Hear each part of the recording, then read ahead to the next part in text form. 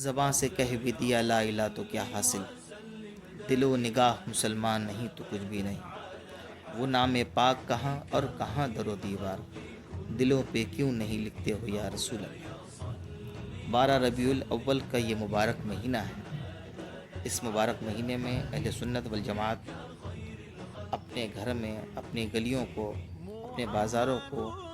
سجاتے ہیں اور چراغاں کرتے ہیں اور جلوس محمدی نکالتے ہیں اور نبی کریم صلی اللہ علیہ وسلم کی پیدائش کی خوشی مناتے ہیں۔ اب اس خوشی کو منانے میں کچھ لوگ ہمارے درمیان ایسے بھی ہیں جو اس طرح کی رسومات کرتے ہیں جن کا دین سے دور دور تک کوئی تعلق نہیں ہے، اور ان کی کم علمی کی وجہ سے ان کی خرافات اور خلاف شرع امور کی وجہ سے کچھ مکتبہ فکر کے لوگ یہ تمام تر جو خرافاتیں ہوتی ہیں وہ اہل سنت والجماعت کی جھولی میں ڈال دیتے ہیں۔ حالانکہ یہ جلوس محمدی ہو یا ربیع النور کے مبارک مہینے میں خوشیاں منانے کا طریقہ کوئی ایسا مناتا ہے جو خلاف شرع کام ہو، جن رسومات کا دین سے کوئی تعلق نہ ہو، ان تمام رسومات سے اہل سنت والجماعت بیزاری کا اعلان بھی کرتی ہے، اور ہمارے کسی عالم یا کسی بڑے امام نے کبھی اس کی تقلید نہیں کی، نہ کبھی اس کی طرف لوگوں کو راغب کیا، بلکہ اس سے پرہیز کرنے کی لوگوں کو صلاح دی اور پرہیز کرنے کے لیے کہا گیا اور برابر تنبیہ کی جاتی ہے۔ مثلاً کچھ لوگ جلوس محمدی کے درمیان جو لنگر بانٹنے کے طریقے ہیں، جیسے پھینک پھینک کر لنگر بانٹنا، رزق کی بے حرمتی کرنا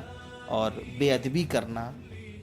اس کا نہ اہل سنت والجماعت سے کوئی تعلق ہے اور یہ خلاف شرع ہے، اور ہمارے اکابر علماء اس سے بیزاری کا اعلان کرتے ہیں اور لوگوں کو سمجھانے کی اور ان کی اصلاح کرنے کی کوشش بھی کرتے ہیں۔ اس دور کی وباؤں میں سے ایک بہت بڑی وبا ہے ڈی جے۔ میں نے اپنے بچپن میں دیکھا تھا یہ ڈی جے غیر مسلموں کے یہاں، بھنگی چماروں کے یہاں، ان کے گھر میں کوئی فنکشن یا کوئی ایسی چیز ہوتی تو اس میں یہ بجا کرتا تھا، لیکن آج یہ مسلمانوں کی گھر کی زینت بنا ہوا ہے۔ تو یہ جلوس محمدی میں ڈی جے لے جانا، زور زور سے نعتیں اور گانے کے انداز میں نعتیں بجانا یا قوالیاں گانوں کے طرز میں بجانا، ان سب چیزوں کا دین سے دور دور تک کوئی تعلق نہیں ہے، نہ اہل سنت والجماعت کا کوئی تعلق ہے۔ یہ تمام تر خرافاتیں جو ہوتی ہیں یہ لوگوں کی بے علمی کی وجہ سے ہوتی ہیں، اور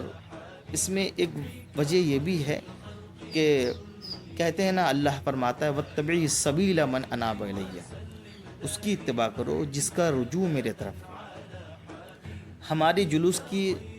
جو قیادت زیادہ تر ہوتی ہے، میں دیکھتا ہوں وہ نااہل لوگ کرتے ہیں، جن کی نہ شکل و شباہت دین کے مطابق ہے، نہ علم کی سمجھ رکھتے ہیں وہ، نہ دین کی سمجھ رکھتے ہیں وہ، بس ایک بڑے عہدیدار ہونے کی بنیاد پر وہ جلوس کی قیادت کرتے ہیں۔ حالانکہ ہمارے جلوسوں کی قیادت ان کو کرنا چاہیے جو عالم ہوں، ہمارے جلوسوں کی قیادت ان کو کرنا چاہیے جو حفاظ ہوں، ہمارے جلوسوں کی قیادت ان کو کرنا چاہیے جو ہمارے مسجد کے ائمہ ہوں۔ تو ہماری عوام کو اس چیز کو سمجھنا چاہیے کہ ہر مسجد کا امام اپنے علاقے کی جلوس کی قیادت کرے۔ اللہ اس کے رسول نے چاہا اگر ایسا ممکن ہوا اور اس چیز پر لوگوں نے عمل کیا تو تمام تر خرافات جو کچھ جہلا کی وجہ سے ہوتی ہیں اور جس کا خمیازہ ہمارے علماء کو اس کا سامنا کرنا پڑتا ہے، آپ تو یہ تمام تر خرافات کرتے ہیں، ان سب چیزوں کا جواب ہمارے علماء کو دینا پڑتا ہے اور شرمندگی ہوتی ہے۔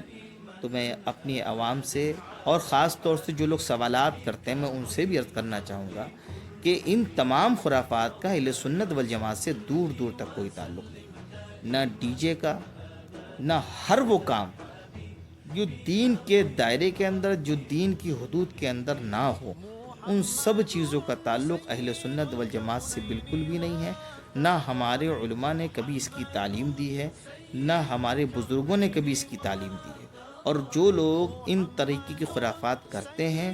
وہ ان کی ذاتی معاملات ہیں، وہ ان کی ذاتیات کے معاملات ہیں۔ اس کو ذات مصطفیٰ سے تو بالکل بھی نہ جوڑے کوئی، اس کا ذات مصطفیٰ سے کوئی تعلق نہیں، انسان کی ذاتی چیزوں سے تعلق اس کا۔ اللہ رب العزت ہماری عوام کو